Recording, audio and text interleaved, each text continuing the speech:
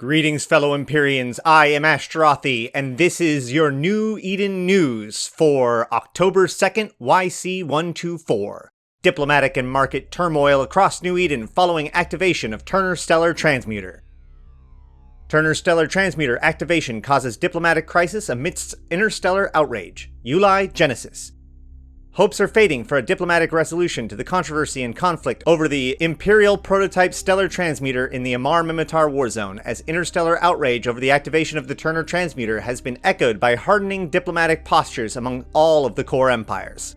For its part, the Amarr Empire's Ministry of War has reiterated its position, first set out by Captain Marshal Zerdan Sirkosh, that the Empire has, quote, sovereign right to exploit all resources within territories held under the provision of the Concord Emergency Militia War Powers Act of YC-110, end quote.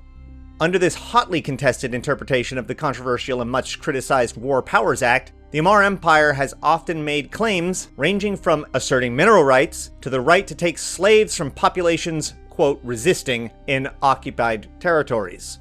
Royal Heir Hamadeh Kador is Imperial Delegate to the Concord Inner Council, but has issued no statement as the Imperial Privy Council continues to meet with the Empress Katniss I at the Imperial city of Dam Torsad in Amarr Prime. The Minmatar Republic has repudiated the claims of the Amarr Empire, with Ambassador Kaitan Yun declaring the activation of the Turner Stellar Transmuter as a, quote, criminal act carried out by terrorist state run by gangsters and pirates, end quote. The Republic delegate to the Inner Council further vowed that all Amarr taking part in the Imperial Prototype Stellar Transmuter project would, quote, be marked as criminals and hunted for all time with every means at our disposal, end quote. The Tribal Council of Matar has summoned an emergency meeting by Samatar Malatu Shakur shortly after the activation, with the Samatar issuing emergency mobilization orders to all Republic Fleet, Regional Territorial Guards, and Tribal Militias. The Caldari state's reaction to the events has been muted, but has been notably lacking in clear support for the Amarr Empire's actions. Chairman Akimaka Saraki expressed his, quote, profound disquiet and concern at the development, end quote, when pressed in a session on the state's economic performance with financial journalists, but would say no more. Speaking at a meeting of worker representatives and executives, the Hasiota CEO Atonin Osman went so far as to state his belief that the Amarr action is, quote, precipitate and destabilizes the interstellar order, end quote, but stopped short of commentating on the Caldari alliance with the Amarr Empire. Lidai CEO Alakoni Ishanoa expressed her support for the, quote, clearly correct resource rights interpretation the Empire has with the Militia War Powers Act, end quote, but would not be drawn on if that considers manipulation of stars in inhabited systems. The Gallente Federation has been forthright in condemning the stellar transmuter activation, with Ambassador Devin Malatate harshly criticizing the Empire's, quote, reckless and wholly illegal experimentation with Triglavian technology in occupied territory, threatening millions, perhaps billions, of innocents in the process, end quote. While the Federation's current military and diplomatic focus is clearly on the developing situation in the Othanun system, President Celis Agard has ordered the Federation Navy squadrons patrolling the borders with the Empire and Republic be placed on the highest alert level.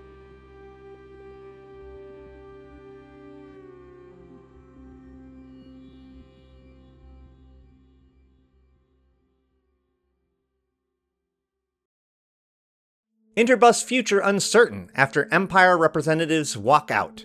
Oripe Genesis. An extraordinary meeting of the Interbus board ended in chaos today as representatives of all four founding interstellar empires walked out of the session at the Interbus Arcology on Oripe 4. The meeting was hastily scheduled following a report that the Imperial prototype stellar transmuter built in Turner had become active, with fears that those in Egmar and Vard would soon follow. The meeting took place behind closed doors, but according to Interbus insiders, the session ended without resolution of any of the points at issue. The Empire representatives present were completely unable to agree on how New Eden's most popular transport and delivery network should respond to the alarming and divisive news from the Amarr-Minmatar warzone. Founded in YC-72, the Interbus Corporation is a joint venture between the Amarr Empire, Caldari State, Gallente Federation, and Minmatar Republic. In the past, the organization has been praised as an example of peaceful cooperation between the Big Four empires. Interbus itself is directly owned by the core empires, and is overseen by a board including Empire representatives. Interbus's mission is to maintain strict neutrality and impartially provide transport and delivery services essential to cluster-wide trade and economic infrastructure. Many now fear that rising tensions and the prospect of sanctions or closed borders could make it impossible for Interbus to operate those services across the empires. Interbus CEO Hakaka Pukkara has responded to these fears in a post-meeting press release. Quote, "Freedom of movement and open access to commodities, products, and services are at the heart of a stable New Eden. Despite their disagreements, all 4 founding member states understand the importance of protecting these freedoms. I have no doubt that we will be able to find a mutually acceptable compromise that allows the continued operation of Interbus essential services, no matter else the future holds." End quote. With reported military buildups of Caldari and Gallente forces, increased Minmatar agitation for action, and the controversial actions of the Amarr, many consider the future uncertain. According to reliable sources high in the Interbus administration, Pukkara's words have done little to assuage fears that future conflict will make it impossible for the organization to operate. It seems that only time will tell what lies in store for this institution and its essential services. In other news, core empires increase availability of naval ship designs to loyalist militias, trading new designs with Capsuleer fighters in war zones. SCC warns of future market volatility as conflicts between empires disrupt shipping routes and increase demand for industrial resources. Concerns grow for scattered and hidden nomad miner populations of Turner 2 as Amarr forces occupy Sol spaceport. Fears of activation of Egmar and Vard transmuters causes paralysis and chaos in Egmar 6 and Vard 7. Panic spreads on inhabited worlds of Egmar and Vard as continued Amarr control of systems blocks efforts to leave. Federation Senate condemns the Amarr Empire and Caldari state for, quote, gross acts of militarism and imperialism in the war zones, end quote.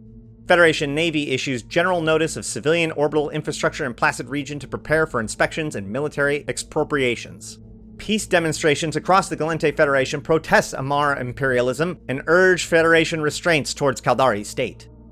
Federation and state rebuff Edencom's efforts to mediate over Othanoon as gate building raises new questions over Triglavian bases. Chief Executive Panel agrees increase in megacorporation allocation to state military and extends naval building and refitting program. Khanid Kingdom increases shipments of raw materials from Khanid and Iridia regions to industrial centers of the Amarr Empire. Royal Khanid Navy reports large decrease in Blood Raider and other cult activities in years since post-Chakade purges and anti-terror operations. Hematar Fleet reinforces border defense groups along Hematar Derelict border and commits 5 penal battalions to improvement of Kenobanala fortifications. Garissus pirates raid Caldari Navy convoys moving through Ardorone and Odamia, reportedly seize large quantities of machine tools and nitrogen isotope fuel cells. Serpentis accused of smuggling massive amounts of military-grade performance-enhancing boosters into Placid by Military Police Directorate. Saunchus Nation incursion in Alsa-Bolzior constellation causes widespread panic amongst populations swollen with refugees from Placid Warzone.